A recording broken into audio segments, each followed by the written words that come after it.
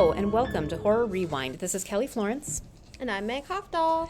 And today we're talking about all things horror. Guess what today is? We're going to be at the aquarium. And this episode is airing late because we're filming right now. Yeah, we have a busy day. We're filming some exciting things. I'm really, looking forward to. And then we have the aquarium tonight. So it's just busy, busy, busy. Yes, it's spooky science. It's free. Come on out if you happen to be listening to this and you're in the Duluth, Minnesota area.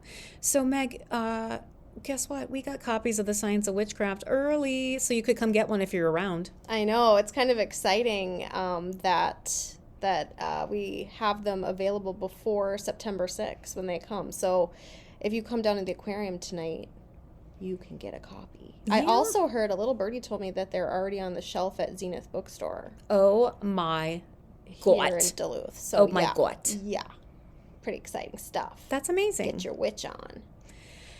Speaking of, we are so excited to have so many events coming up, but we're going to be teaching you about witches in person, also here in Duluth, sorry, friends, September 22nd at the Nordic Center. And there's free tarot readings. I know. I'm actually very excited to get my tarot cards read. I brought tarot cards to a family vacation a week or two ago.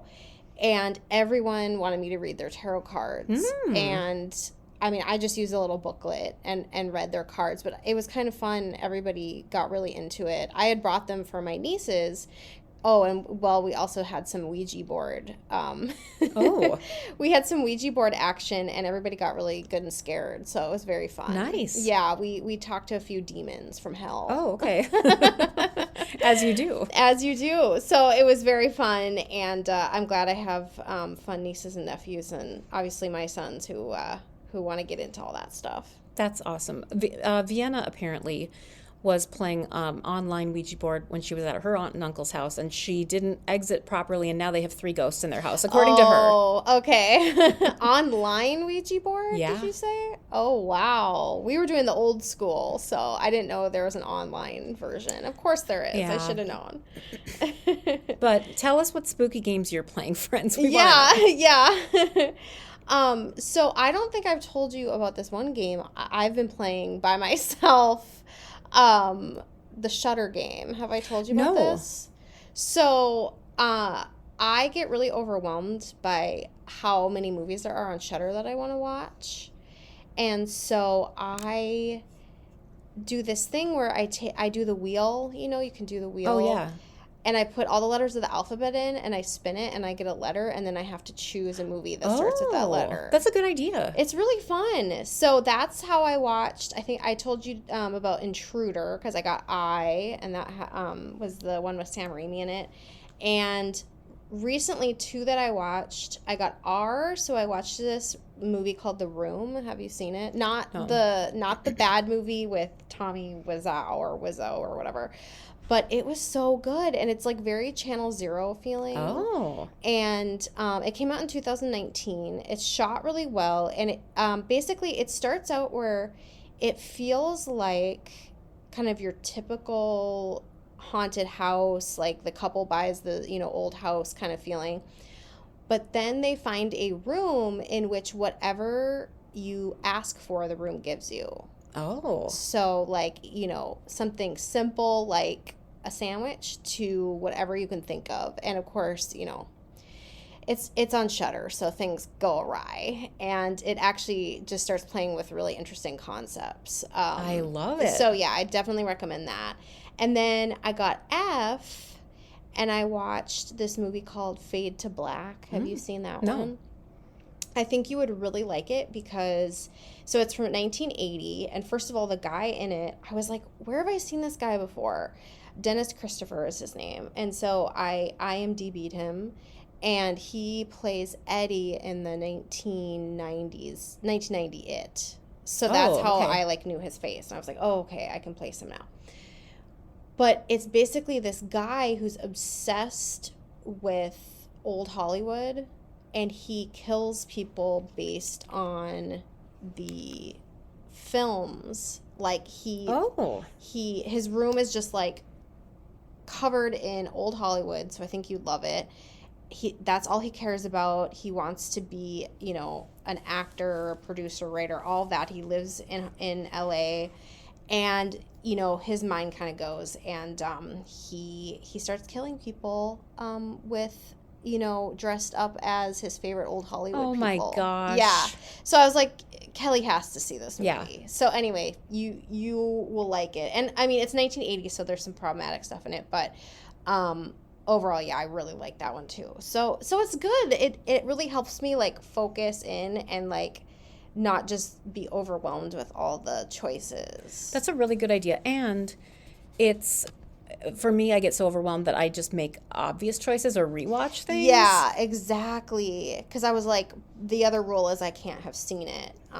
So yeah, I've watched some really, really good things. I did watch one that was not that great. It was a German slasher called I got P, so it was called Party Hard, Die Young.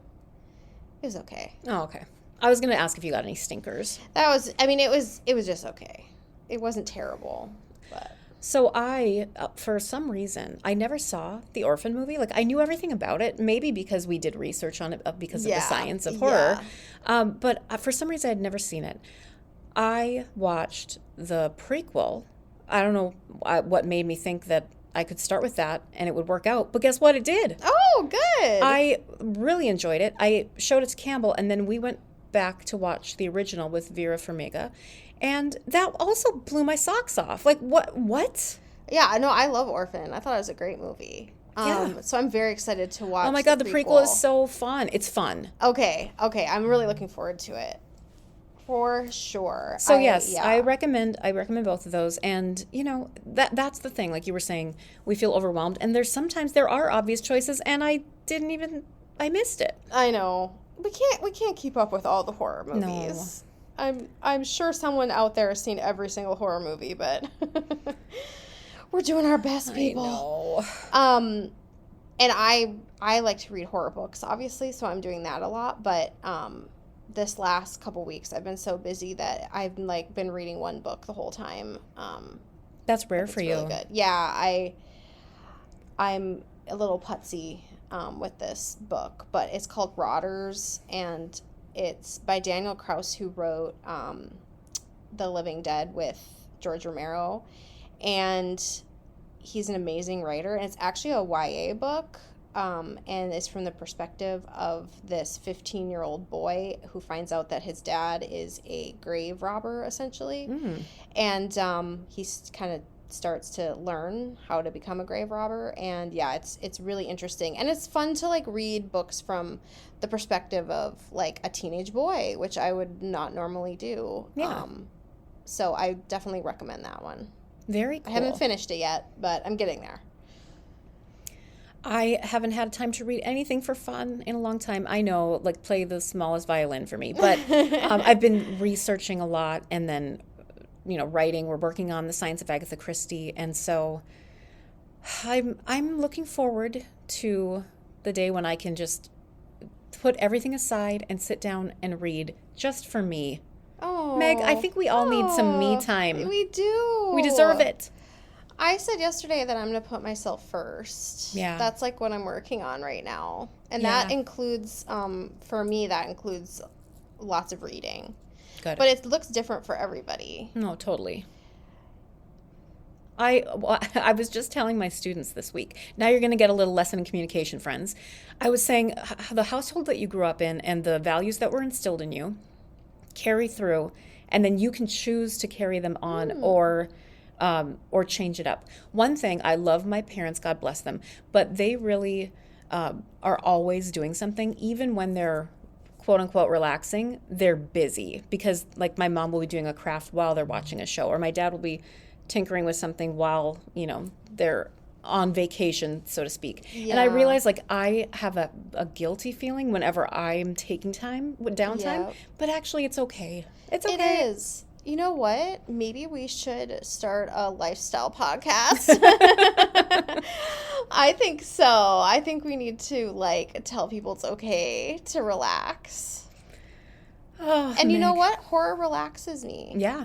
I saw this is like getting into the weeds a little bit, but I saw a TikTok where a woman said that she's like a therapist, maybe you saw it, but she's like, if I hear somebody say that they love horror, it means that they grew up in an environment where they were used to feeling anxious. Oh. And I was like, okay. I'm just gonna love horror. I don't care what it means about me, whether that's true or not. But anyway, I thought that was interesting. But you know what? We aren't one of those normos that don't like horror. No. Come on. Yeah.